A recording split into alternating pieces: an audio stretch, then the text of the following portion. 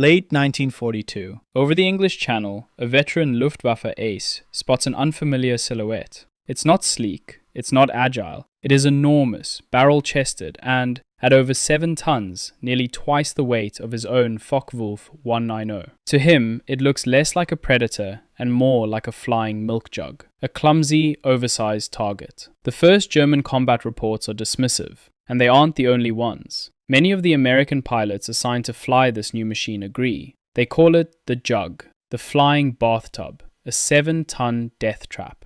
And yet, this death trap would be credited with destroying over 11,000 enemy aircraft, more than any other Allied fighter in the European theatre. This is the documentary investigation into how a plane ridiculed for its size became one of the most lethal and survivable war machines of World War II. The core of the mystery is a paradox. How did the P-47's greatest perceived weakness, its sheer mass, become its most terrifying tactical advantage? To understand this paradox, we must go back to early 1943, to a moment of crisis. The entire American strategic bombing campaign over Europe was on the verge of catastrophic failure. The mighty 8th Air Force was sending its B-17 flying fortresses deep into Germany, but they were flying into a buzzsaw. Day after day, Luftwaffe fighters tore into the bomber formations with brutal efficiency. The core problem was a simple, deadly equation. The bombers were alone. A solution was desperately needed. An escort fighter that could go all the way to the target and back. The Royal Air Force's superb Spitfire, a master of defense over Britain,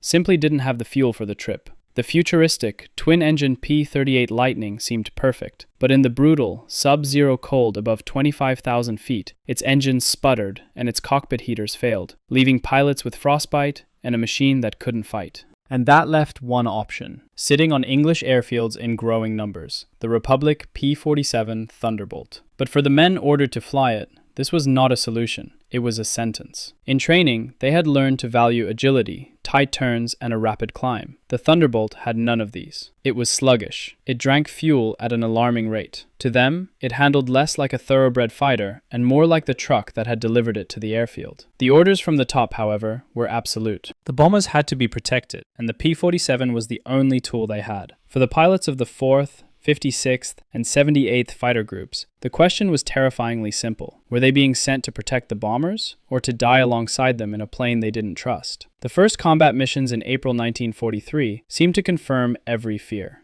On fighter sweeps over France, the Thunderbolts were drawn into the Luftwaffe's arena. In classic, turning dogfights below 20,000 feet, the P-47 was a disaster. The lighter, more nimble Focke-Wulf 190s and Messerschmitt 109s could outturn and outclimb them with ease. Losses mounted. The verdict from the field was brutal. But then, in the chaos of a losing fight, cornered pilots did the only thing they could to survive. They pushed the stick forward and dove. To the astonishment of both sides, something impossible happened. The 7-ton Thunderbolt didn't just dive, it plunged, accelerating with its immense mass to speeds the German fighters simply could not match. The pursuer was left far behind, watching the American plane simply vanish. It was a life-saving discovery, but it was also a paradox. An escape is not a victory. They had found a superpower, but how could they possibly weaponize the act of running away? The answer was not to run away. The answer was to turn the escape into an attack. The man who codified this paradox was a blunt, uncompromising engineer-turned-commander, Colonel Hubert Zemke. Leading the 56th Fighter Group,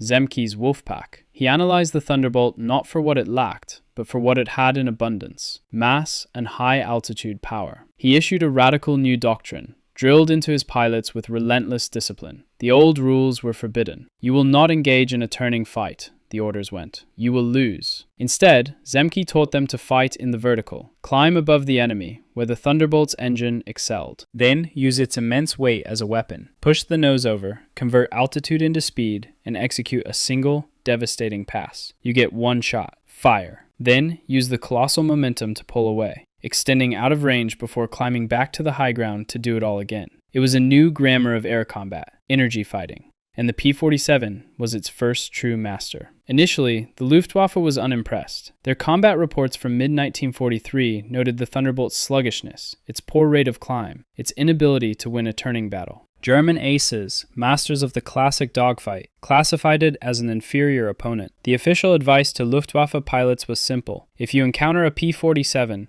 draw it into a Kurvenkampf, a turning fight. Lure the giant into your world and break it. For a time, it worked. But this advice failed to account for two revolutionary pieces of engineering hidden inside the Thunderbolt's bulky frame. The first was its heart, a complex General Electric turbo supercharger. It was essentially a mechanical lung, a second engine powered by hot exhaust gas. At altitudes above 25,000 feet, where the air was thin and other engines gasped for oxygen, the turbo spun at over 20,000 RPM, force-feeding the massive radial engine the dense air it needed. This gave the P-47 a critical power advantage right where the bombers flew, and right where Zemke's new doctrine began. The second was its fists, 8.50 caliber Browning machine guns, 4 in each wing. This wasn't just firepower, it was a physical wall of lead. In a high-speed diving pass, a pilot had only a fraction of a second on target. The Thunderbolt made it count.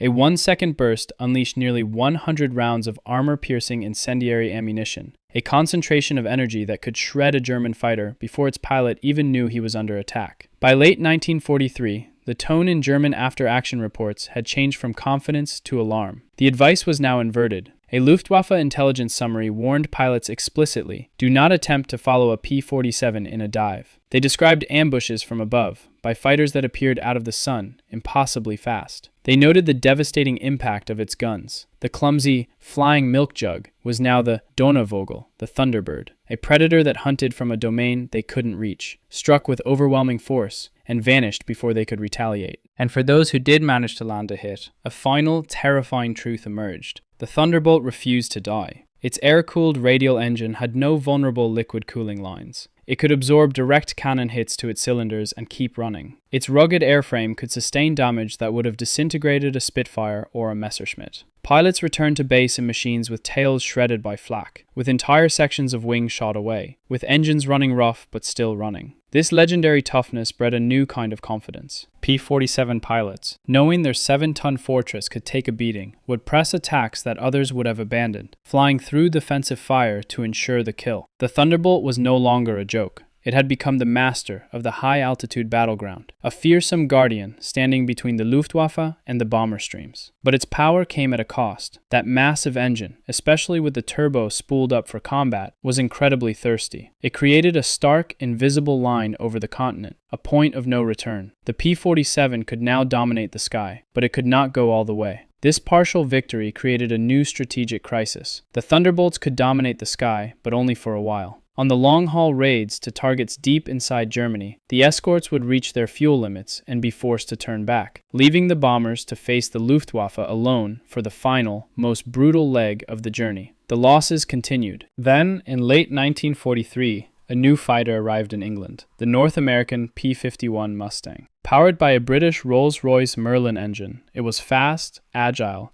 and had the one thing the Thunderbolt didn't: range. It could fly all the way to Berlin and back. The USAAF command's decision was swift and unsentimental. The Mustang would become the premier long-range escort. The Thunderbolt, the hard-won hero of 1943, was suddenly facing obsolescence. Was this the end of its story? A brilliant but short career, cut down by a superior machine? But the Thunderbolt was not retired. It was reborn. As Allied armies prepared for D-Day, planners re-evaluated the machine not as an escort, but as an assault weapon. Its perceived flaws were now its greatest strengths. Its massive frame could carry a staggering 2,500-pound payload of bombs and high-velocity rockets, nearly half the bomb load of a B-25 medium bomber. Its legendary toughness, which had protected it from fighters, now allowed it to absorb terrifying amounts of ground fire and keep flying. In the summer of 1944, over the fields of France, this potential found its ultimate expression. In one documented attack, a single P-47 pilot spotted a German armored column racing to reinforce the Normandy front. He dove, ignoring the streams of flak that tore through his wings. He unleashed his rockets, shattering the lead vehicles and halting the advance. Then, he made a second pass, his 8.50 caliber machine guns methodically ripping through the trapped convoy. The plane designed to fight at 30,000 feet had found its true calling at 30 feet. And so the paradox was complete. The clumsy, flying milk jug